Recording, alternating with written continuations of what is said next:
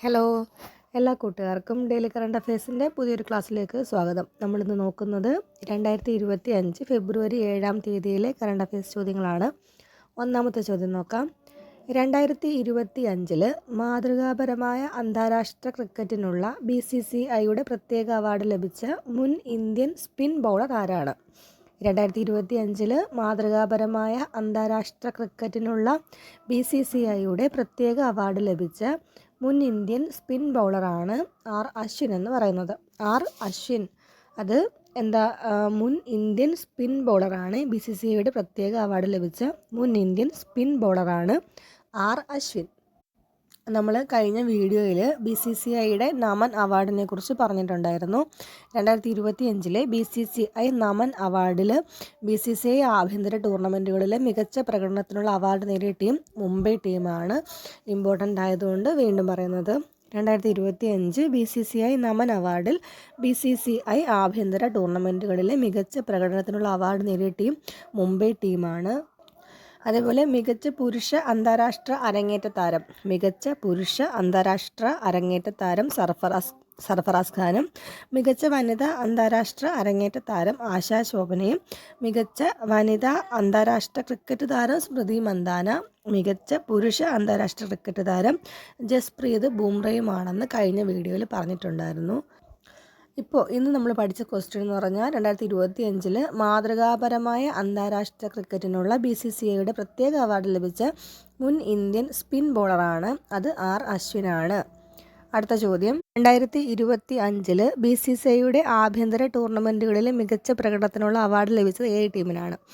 2025 BCCIയുടെ ആഭ്യന്തര ടൂർണമെൻറ്റുകളിലെ മികച്ച പ്രകടനത്തിനുള്ള അവാർഡ് ലഭിച്ചത് മുംബൈ ടീമിനാണ്. നമ്മൾ പഠിച്ചതാണ്. അടുത്ത ചോദ്യം, ഓങ്കോസെർസിയസിസ് വിമുക്തമായി പ്രഖ്യാപിക്കപ്പെട്ട ആദ്യ ആഫ്രിക്കൻ രാജ്യം ഏതാണ്? ഓങ്കോസെർസിയസിസ് ഇതെന്ന് പറഞ്ഞാൽ നദികളിലൂടെ പകരുന്ന ഒരു രോഗമാണ് ഓങ്കോസെർസിയാസിസ്. ഇത് നമ്മളുടെ കാഴ്ചയെ ബാധിക്കുന്ന ഒരു അസുഖമാണ്. ഈ രോഗം വന്നാൽ നമുക്ക് അന്ധതയിലേക്ക് കൊണ്ടുപോകുന്ന ഒരുതരം അസുഖമാണ് ഓങ്കോസെർസിയാസിസ്. ഇത് നദികളിലൂടെ പകരുന്ന രോഗമാണ്. അപ്പോൾ ഓങ്കോസെർസിയാസിസ് വിമുക്തമായി പ്രഖ്യാപിക്കപ്പെട്ട ആദ്യ ആഫ്രിക്കൻ രാജ്യം അത് നൈജറാണ്. അപ്പോൾ ഈ രോഗം എന്തുമായിട്ട് ബന്ധപ്പെട്ടാണ് വെച്ചാൽ നമ്മുടെ കാഴ്ചയെ ബാധിക്കുന്ന ഒരുതരം അസുഖമാണ് ഓങ്കോസെർസിയാസിസ് എന്ന് പറയുന്നത്. അടുത്ത ചോദ്യം, പോയിന്റ് നെമോ മുറിച്ചു കടന്ന ഇന്ത്യൻ നാവികസേനയുടെ വനിതാ യാത്രാ സംഘത്തിൻ്റെ കപ്പൽ. പോയിന്റ് നെമോ മുറിച്ചു കടന്ന ഇന്ത്യൻ നാവികസേനയുടെ വനിതാ യാത്രാ സംഘത്തിൻ്റെ കപ്പലാണ് INSV തരിണി. അപ്പോൾ INSV തരിണിയെക്കുറിച്ച് നമ്മളിപ്പോൾ കുറേ നാളുകൊണ്ട് കേൾക്കുന്ന കാര്യമാണ്. അപ്പോൾ ഈ പോയിന്റ് നെമോ എന്ന് പറയുന്നത് ശാന്ത സമുദ്രത്തിൽ നിന്ന് ഏറ്റവും അകലെ സ്ഥിതി ചെയ്യുന്ന മേഖലയാണ് പോയിന്റ് നെമോ എന്ന് പറയുന്നത്. അപ്പോൾ ആ പോയിന്റ് നെമോ മുറിച്ചു കടന്ന ഇന്ത്യൻ നാവികസേനയുടെ വനിതാ യാത്രാ സംഘത്തിൻ്റെ കപ്പലാണ് INSV തരിണി എന്ന് പറയുന്നത്. അടുത്ത ചോദ്യം, 38ാമത് ദേശീയ ഗെയിംസ് വനിതകളുടെ വോളിബോളിൽ സ്വർണ്ണ മെഡൽ ജേതാക്കൾ ആരാണ്? 38ാമത് ദേശീയ ഗെയിംസ് വനിതകളുടെ വോളിബോളിൽ സ്വർണ്ണ മെഡൽ നേടുന്ന ജേതാക്കൾ കേരളമാണ്. തമിഴ്നാടിനെ പരാജയപ്പെടുത്തിയാണ് കേരളം ദേശീയ ഗെയിംസിൽ സ്വർണ്ണ മെഡൽ കരസ്ഥമാക്കിയത്. പുരുഷ വോളിബോളിലാണെങ്കിൽ കേരളത്തിന് വെള്ളിയാണ് ലഭിച്ചത്. അടുത്ത ചോദ്യം, ആദ്യ ഇൻ്റർനാഷണൽ ഒളിമ്പിക് റിസർച്ച് കോൺഫറൻസിന് ആതിഥേയത്വം വഹിച്ച സംസ്ഥാനം ഏതാണ്?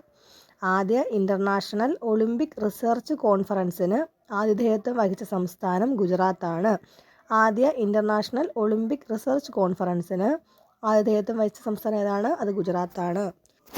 അടുത്ത ചോദ്യം, ഉത്തരാഖണ്ഡിൽ നടക്കുന്ന ദേശീയ ഗെയിംസിൽ കേരളത്തിനു വേണ്ടി നീന്തലിൽ ട്രിപ്പിൾ സ്വർണം കരസ്ഥമാക്കിയത് ആരാണ്? അത് ഹർഷിത ജയറാമാണ്. ഉത്തരാഖണ്ഡിൽ നടക്കുന്ന ദേശീയ ഗെയിംസിൽ കേരളത്തിനു വേണ്ടി നീന്തലിൽ ട്രിപ്പിൾ സ്വർണം കരസ്ഥമാക്കിയത് ഹർഷിത ജയറാമാണ്. അടുത്ത ചോദ്യം, ഇന്ത്യയിൽ തുടർച്ചയായി എത്ര കേന്ദ്ര ബജറ്റുകളാണ് നിർമ്മല സീതാരാമൻ അവതരിപ്പിച്ചത്?